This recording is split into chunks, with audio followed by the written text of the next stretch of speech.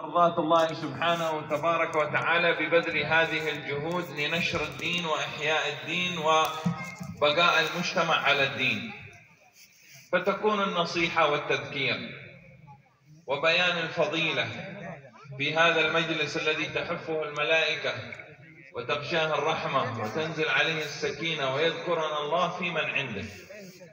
يقول النبي صلى الله عليه وسلم: ما جلس قوم في مجلس يذكرون الله إلا حفتهم الملائكة وغشيتهم الرحمة ونزلت عليهم السكينة وذكرهم الله في من عنده وأن قوموا بدلت سيئاتكم حسنات هم القوم لا يشقى بهم جليسهم.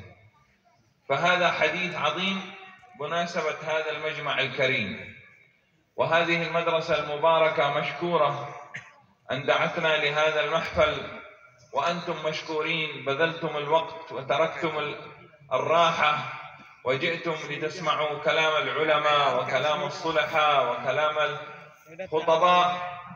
فالحمد لله على هذه النعمة والحمد لله على هذه المنة، بل والحمد لله. الحمد لله.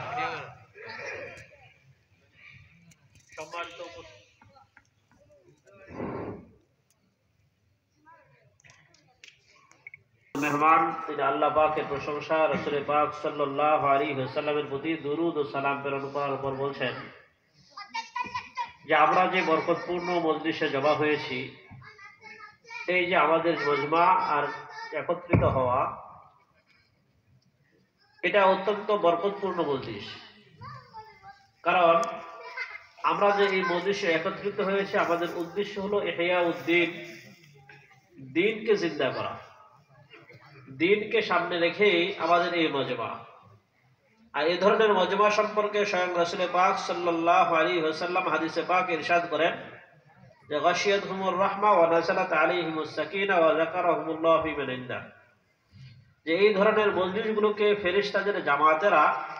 ফেরেশতাদের এক জামাত ঢেকে রাখে এবং তাদের প্রতি আল্লাহ পাকের রহমত নাজিল হইতে থাকে। আর আল্লাহ তাআলা আসমানওয়ালা অর্থাৎ ফেরেশতাদের মজলিসে এই সমস্ত লোকের কথা আলোচনা করতে থাকেন। আর এই ধরনের